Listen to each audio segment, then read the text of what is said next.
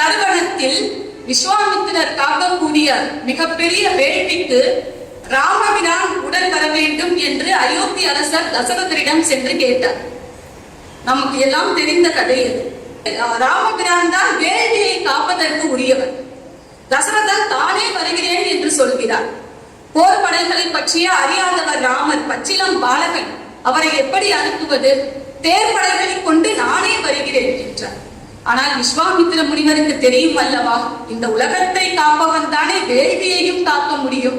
ஆதலால் நின் சிறுவர் நால்வருள் கரிய செம்மல் ஒருவரை தந்திடுதி என்று கேட்கிறார்.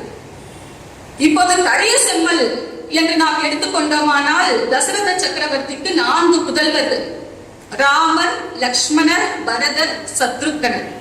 இதில் கரிய செம்மல் யார்? ராமபிரானும் பரதனும் கூட கரிய செம்மலாகத்தான் இருந்தார்கள். லக்ஷ்மணரும் சத்ருக்கனனும் தான் சிவந்த மேனியராக இருந்தார்கள். ஆனால் தசரதனுடைய மனம் முழுக்க ராமபிரானே லயித்து இருந்ததால் கரிய செம்மல் என்று சொன்ன அந்த வார்த்தை கேட்டவுடன் ராமபிரானை தான் அனுப்ப கோருகிறார் என்று அவருடைய மனம் கலங்கியது.